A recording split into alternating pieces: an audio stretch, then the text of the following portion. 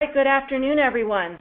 My name is Susan McGuire, and I'm Manager of Professional Development here at ACCE, and I'm very happy to welcome you to this webinar on Organizational Strategies for Chamber Executives, Managing the Top of Your Desk with Diane Probst, President and CEO of the Rockport Fulton Chamber of Commerce.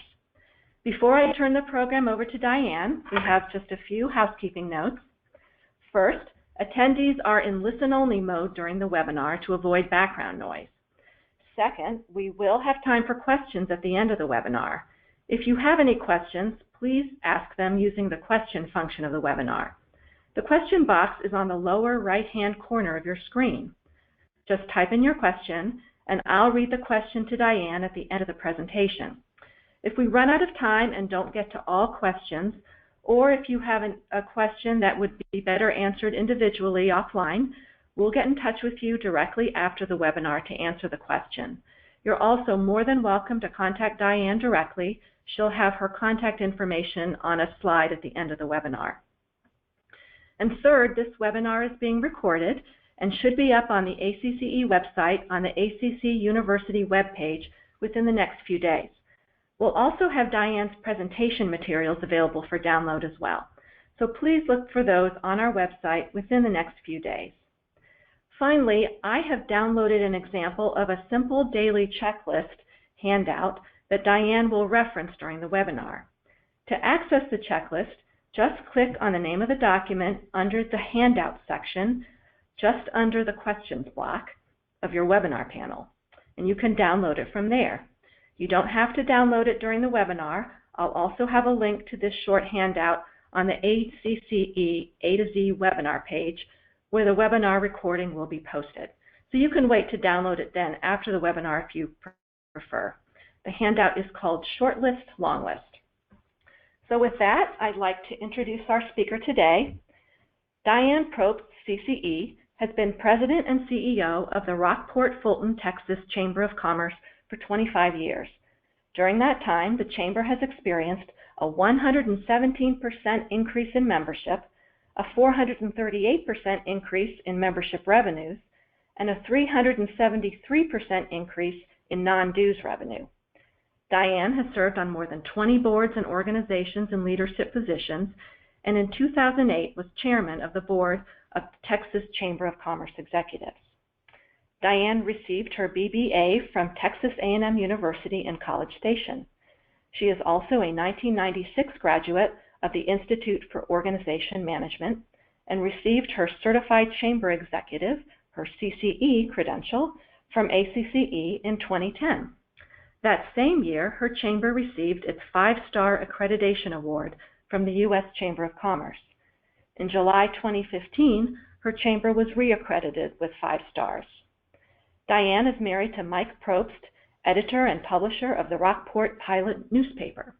Diane and Mike have 2 grown daughters, are grandparents of 2 boys, with a 3rd grandchild on the way.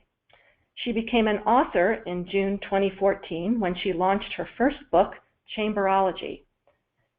More information on her book can be found at www.chamberology.com. So thank you, Diane, for being with us today, and take it away. All right, thanks, Susan. Hi, everyone.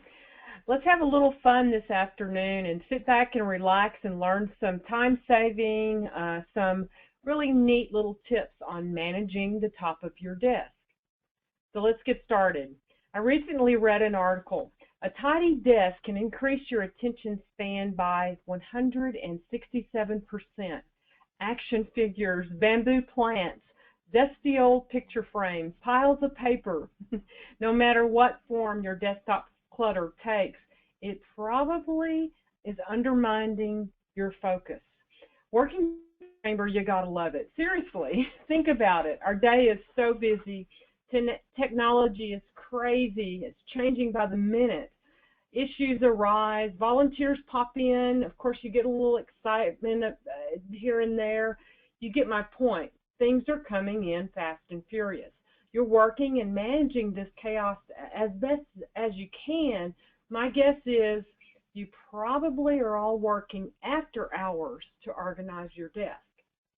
Today, we're going to focus on a system that will help you think about the top of your desk and give you ways to help you manage it in real time. So let's get started. Whatever comes across your desk, do it right then and there. Take a look at it. Is it something that you can handle right then and there? Make a phone call, deliver something, check on something, make a note of something. An example that I have, daily our volunteers work our visitor center, and they give us little slips of paper. Well, these slips of paper can really pile up. They may be as simple as, so-and-so stopped by to visit you, here's their phone number. You could take that right then and there, turn around, make that phone call, or make that phone call on a way to a meeting, and just simply thank them for stopping by, even if you have to leave a message. But take care of whatever comes across your desk as best as you can right then and there. Okay, let's say you can't take care of it right then and there. Could you possibly delegate it out? Determine who best can take care of this. Could you email it to delegate it? Put it in an inbox of someone else that can possibly take care of it. Can you possibly delegate it out? Not only to your staff, but can you delegate it out to a volunteer? And then thirdly, ditch it. 9 times out of 10, you can probably trash this item. Guess what? It's probably going to come back to you next month in some form or fashion. So get rid of it. Just ditch it. You do it in 3D. Do it right then and there, delegate it out, or ditch it. So now let's go on to lists. I do this method. Now this is my method. Many of you have your ways of doing lists, but this is what works for me. The picture on the left is my short list, long list, today list. I simply take a scrap piece of paper, an 8.5 by 11 sheet of paper, and I take a sharp pencil just because I like to write with the pencil. It's fun to me. I divide it down the middle, halfway down, and on the left side I write short. These are items that are going to take me a short amount of time to do. And the items on the right are long. These are items that are going to take me a long time to do. So we're updating our bylaws. That's on the long list, update bylaws. Then the half sheet below, I have it divided up into 6 boxes. Each of those boxes has the word today in them. And what I do is I keep that pencil document at my desk, and as I accomplish things, make things happen, I write them down on that today list. So on the right side, you're going to see a completed list for 1 week. Now, it's not extraordinary. I write in generalities. It doesn't take a lot of time to do this. But look at what I've highlighted in pink. Those are 2 things that stand out for that week. I have an instant board report that I can use to give as far as accomplishments for the month at the board report. And then I have an excellent, at the end of the year, way of saying the top 10 accomplishments, top 20 accomplishments, because I've already got it there, ready to go, ready to show people what you've done at your desk. The next thing is magazines. So many of you get thousands of magazines that come across your desk. Have you ever looked at how heavy they are? Take the magazine, open it up, look at it as far as the front cover and maybe even the index listing what articles are inside. Rip off that front cover, flip through the magazine, pull out the articles you want to read, and staple it together and throw the other part of the magazine away. You've reduced clutter so much by just doing that. Take that magazine and pop it into somewhere that you can easily get to. When you're at a bank drive-through line, when you're standing in line at the grocery store, when you're in traffic, make it a point to keep that clutter down and get those articles read. Believe me, it is so cool when you can toss that article in the trash can knowing that you've read it. You haven't had to see a stack of magazines on your desks for months. The next thing is managing your inbox. Now, how many of you have an inbox on the top of your desk where the mail is put in, or when different staff members bring you items for your inbox? Well, how can you possibly manage that and get it all done in 3 minutes? Well, you can if you focus. And what I do is I simply do the inbox in 3D. I take care of the item right then and there. I delegate it out, or I ditch it. And so I'm encouraging you to take a look at your inbox as soon as the mail comes. Take 3 minutes and do it right then and there with all of your items that are coming through your inbox, if you possibly can. The other inbox, of course, is your email box, and that system is set up so well electronically for all of us, and it behooves us to maximize the usage of that. Take the item, use the 3D method. Can you do it right then and there? Is that something where you can take that email and write it on your calendar, or drag it to your calendar, or drag it to a task and give it a reminder? Is it something that you can take care of and do right then and there? Can you flag it and maybe delegate it out? Give it to another person, forward it to a volunteer. To ask yourself, can I delegate this? And then thirdly, ditch it. We get so much that comes across our email. Probably you can go ahead and ditch it. Let's move on to calendars. Calendars, do you still do a written calendar? If you do, that's okay. I still do a written calendar, but I also have a digital calendar, and I'm forcing myself to make sure that I have my 30-minute reminders for the item, and that I'm dragging and using my tasks and reminders as much as I should. Calendars are the key to managing a chamber manager's desk in a lot of ways. That the digitizing of our calendars has helped so many people. Now, make sure you sync it to your mobile phone, your iPad, and your desktop. Just simply at the end of every meeting that you're at, ask, when do we meet again? And plug it into your phones if you already don't do that. If you do, then that's wonderful. As far as your written calendar, why not go along and highlight the areas where you have to speak at, or particular events that you need to highlight and make stand out. Use your written calendars where they're in line with the order of the day. Just keep it organized, keep the clutter down, and keep it to where you can easily get to it. So managing the top of your desk, you can basically do it in 3D. Do it right then and there, delegate it out, or ditch it. Life is precious. Streamline your work and enjoy life because you deserve it. Life in the chamber world can be overwhelming. The key to it is just managing it. You will be surprised at how much you can handle with this system.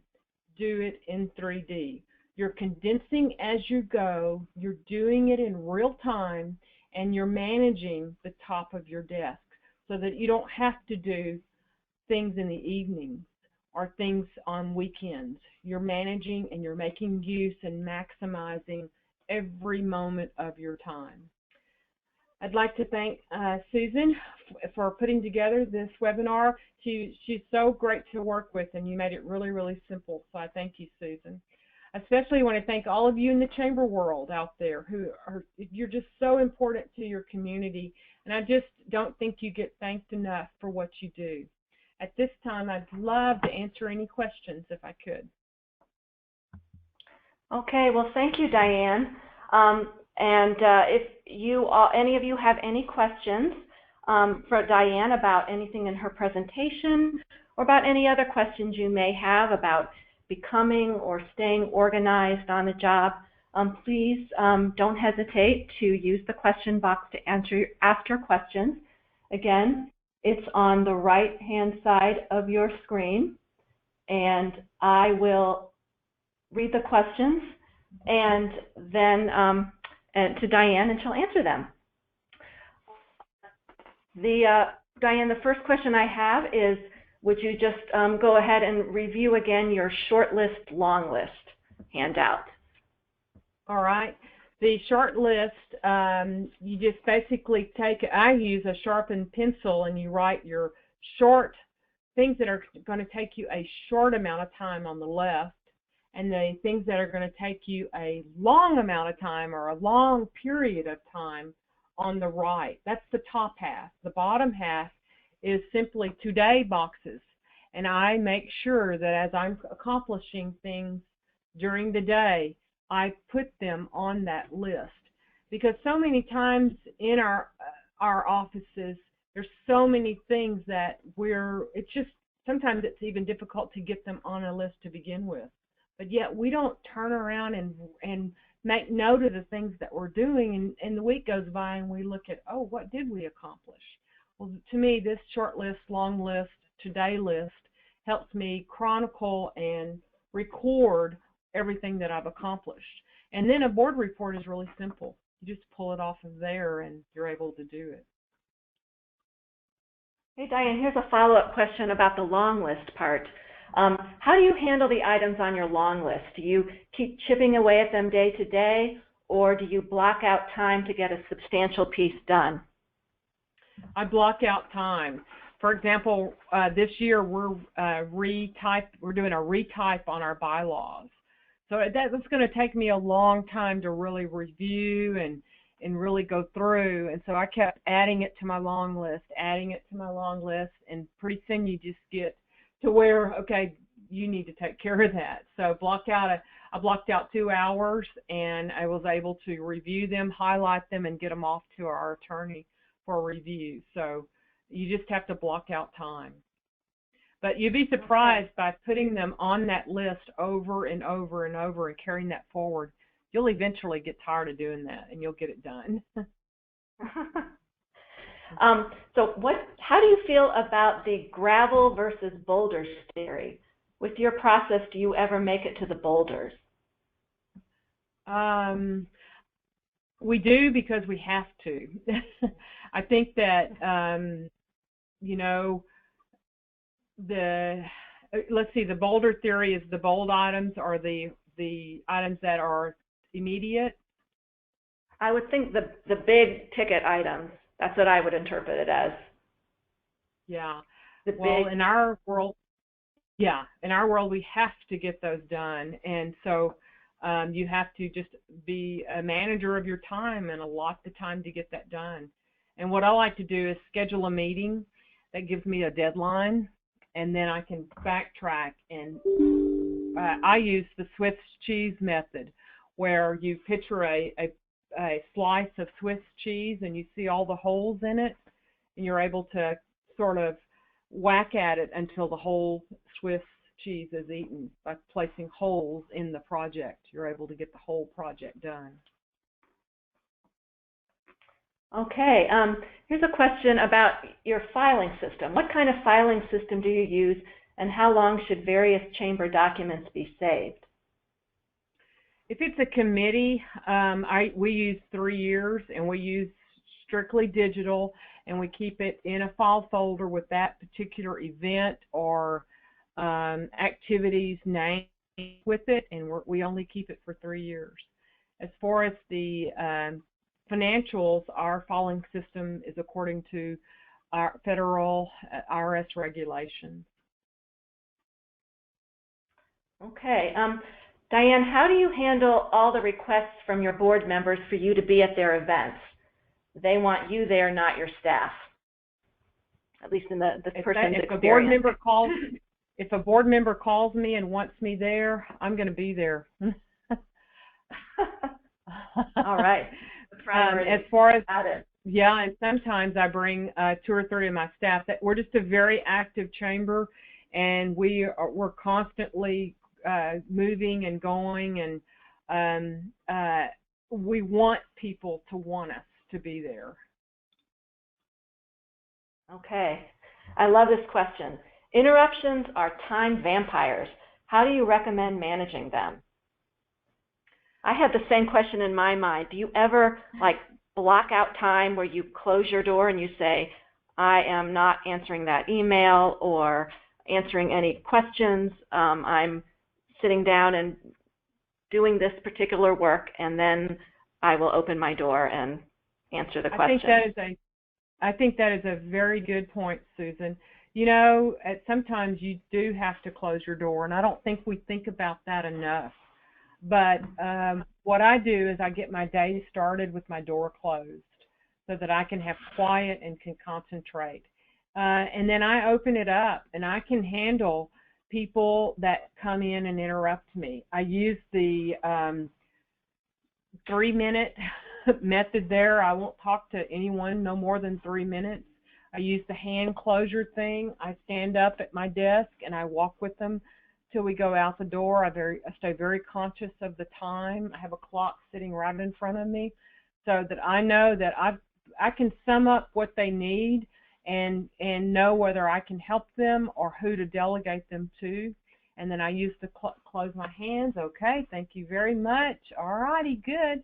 And we walk them out the door. And I teach that to all of my staff, and they know. And if someone is in their office for a longer period of time, then we as staff know to go, there's a call for you on 1. Could you take that and interrupt them, because we know that they're having trouble getting rid of that particular person. Okay. Here's a question about the accreditation process. How did you manage the accreditation process? How long did it take, and how much were you involved, and how many others were involved? It took us about 6 months to do. We had about 60 people involved. We started it off with a fun burger burn at one of our board members' houses, and we gave assignments of the 9 areas to them, and we did that in 2-man teams.